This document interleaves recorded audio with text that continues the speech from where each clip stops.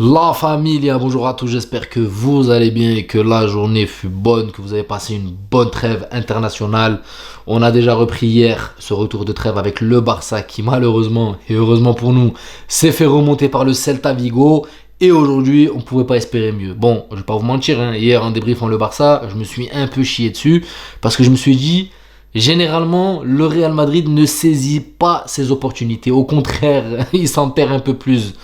Fort heureusement, aujourd'hui, le Real l'a saisi, cette opportunité. Et là, on a tapé Leganés 3-0 avec un but de Valverde magnifique sur coup franc, sur combinaison qui commence à être récurrente, cette combinaison. Un but de Bellingham et un but d'Mbappé, le premier d'ailleurs. Bon, je vais être honnête avec vous, les gars. Aujourd'hui, Ancelotti a expérimenté un petit peu. Il a changé un petit peu la compo de base. Voilà, il est sorti un peu de sa zone de confort, on va dire.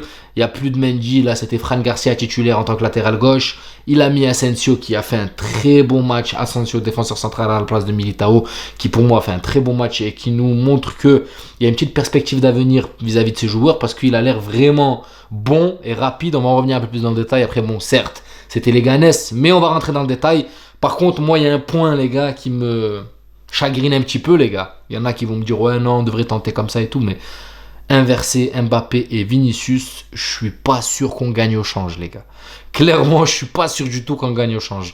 Avant de rentrer dans le détail, les gars, petite pause partenaire, j'ai reçu encore un maillot masterclass et à mon avis, vous devez savoir quel nom s'inscrit derrière ce maillot, les gars. Bien sûr, le GOAT CR7. Les maillots sont de qualité exceptionnelle, les gars. Ça fait plus de 3-4 mois que je reçois des maillots du partenaire, le Vestiaire Store, pardon.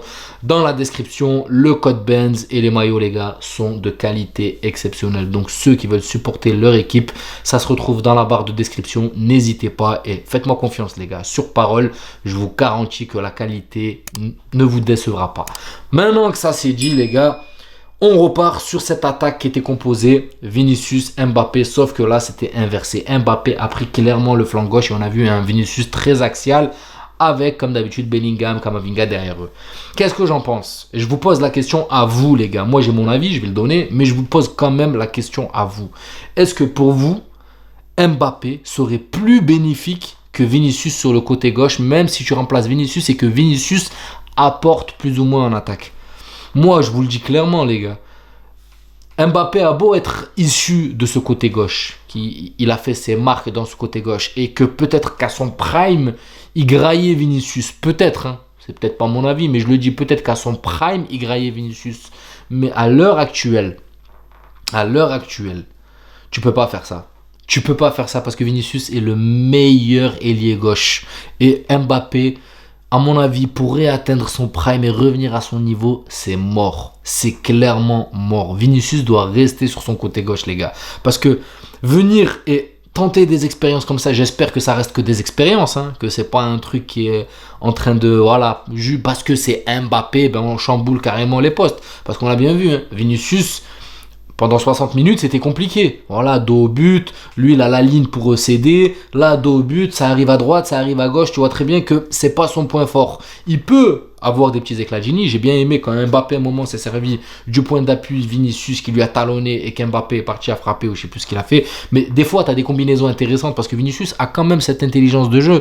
Mais Mbappé, c'est rush sur le côté à faire le Usain Bolt. C'est pas que je dénigre le joueur, mais ça ne fonctionne plus. J'ai l'impression qu'ils ont compris les défenseurs adverses. Surtout en Liga, là, c'est pas la Ligue 1. Tu peux faire ça contre Lorient, contre Montpellier, mais là, quand tu tombes contre des petites équipes comme Leganés, ils comprennent très vite et ils étudient, ils s'adaptent. C'est pas pour descendre le championnat, mais là, c'est un autre niveau. C'est clairement un autre niveau. Et Mbappé, pour moi, n'a pas encore les armes pour ce niveau. Je vous le dis clairement, sur son côté gauche, retrouver un Mbappé prime comme on l'a connu au Paris Saint-Germain, ça va être très compliqué. Par contre, on est sur le prime d'un joueur quand même. On est sur le prime de Vinicius. Donc, le bouger comme ça pour essayer de lui faire perdre ses repères, alors que c'est un joueur qui doit rester là, qui doit manger cette ligne, qui doit perturber, qui doit faire mal, parce que c'est son point fort, tout simplement. Tout simplement, c'est son point fort. Donc je sais qu'on veut faire plaisir, que ça va peut-être mettre un petit coup sur les droits d'image. Donc il faut qu'on garde ce Mbappé titulaire. Moi personnellement, les gars, Vinicius est l'un des meilleurs à son poste à l'heure actuelle. Et il l'est. Pour moi, il l'est. T'as un Mbappé qui ne performe pas en attaque. Il devrait, de temps en temps, Comme là aujourd'hui, il y a d'autres joueurs qui ont respiré, comme voilà, Arda Güler a joué titulaire, donc ça a mis au repos peut-être des Rodrigo et tout. Le mettre un jour au repos et tester Hendrick sur un match complet. Un vrai neuf, un pur neuf, au lieu de vouloir faire du micmac parce qu'on veut garder les titulaires indiscutables pour les droits d'image et j'en passe des meilleurs pour que voilà, ils soient là, les maillons. S'il pue, il doit aller prendre le banc. Après, bon, je dis pas qu'Mbappé sur ce match, mais moi, clairement, je suis déçu du rendement actuel d'Mbappé. Je suis clairement déçu du rendement actuel d'Mbappé. Pour moi, Mbappé, les gars, je m'attendais pas à ça. Je vous le dis clairement, je m'attendais pas à ça. Maintenant, c'est ce qu'il peut fournir. Peut-être qu'il a besoin de temps d'adaptation. Peut-être qu'on va trouver un Mbappé plus tard. Mais là, à l'heure actuelle, les gars, moi, je suis pas... Je suis à 2 doigts de sortir du train, les gars. Je suis à 2 doigts de me jeter du train parce que j'en ai marre de match en match. On est en train de tout faire pour le mettre dans les meilleures dispositions, mais on attend. Il se passe rien, en fait. Et il y a d'autres joueurs qui sont en train de prendre la poussière. C'est ça que je reproche à l'heure actuelle au Real Madrid. Donc, la parenthèse terminée. Pour moi, cette inversion, ça me va pas trop. Maintenant, il y a des choses intéressantes. Le petit jeune Asensio, là, qui monte la défenseur central, on va pas se mentir, il est très intéressant. Il est rapide, il a une intelligence de jeu. Donc, pour moi, déjà... Défensivement, j'avais peur, je me disais qu'il fallait recruter un défenseur central et tout. Je pense, ok, certes, c'est Leganés, ça va être le moyen de le tester contre Liverpool s'il aura cette sérénité. Mais je pense que là où on doit aller taper plus, c'est plus côté latéraux et ce côté latéral droit. Parce que Valverde, certes, il pourra dépanner. Il est très bon, il a cette vitesse, il a cette vista, il peut monter. Il a ce côté athlétique, il peut faire un repli défensif très rapide. Cependant, c'est pas son poste. Là, il a eu des joueurs qui sont pas trop offensifs, on va dire, chez les Ghanais. C'est qu'ils ont pu jouer avec la boule au ventre et ils se sont un peu chiés dessus.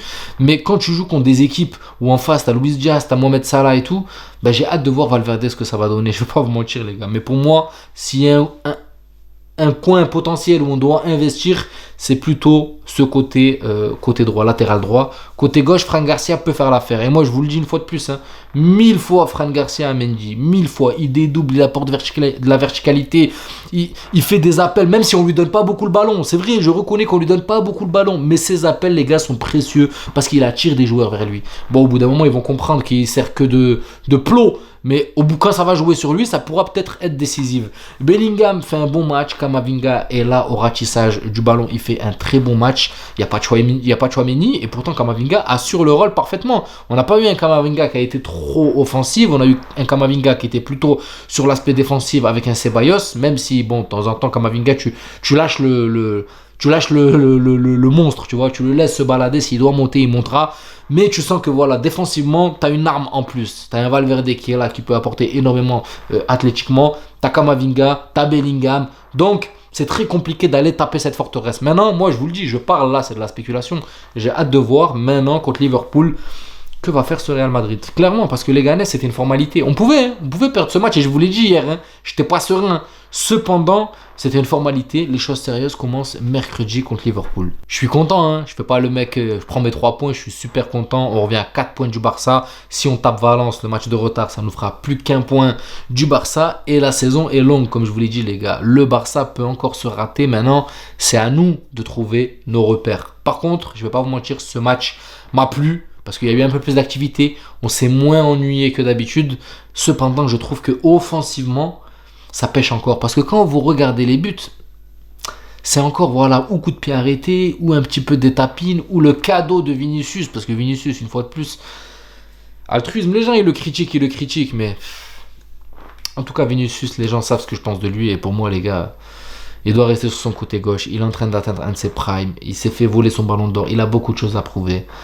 Et puis ça reste Vinicius. Regardez, ça serait vraiment quelqu'un qui penserait qu'à sa gueule, qui serait égoïste là, je vous jure. Et c'est pas la seule fois où des fois il a des opportunités d'aller planter et il les enfonce. Et là il a fait la même chose aussi pour Brahim. Il a fait la même chose pour Brahim. À un moment il envoie Brahim et t'as des joueurs comme ça gros. Quand on dit qu'ils sont égoïstes ou qu'ils pensent qu'à leur ego, ben c'est pas le cas de Vinicius du tout les gars. Donc voilà la famille, j'espère que la vidéo vous plaira. N'hésitez pas à vous abonner, à liker, ça donnera beaucoup de force à la chaîne. Je suis content de vous retrouver. Et on se retrouve demain pour un débrief un peu plus à froid. Et bien sûr, on se prépare pour la Ligue des Champions. Prenez soin de vous et je vous dis à la prochaine. Ciao la famille.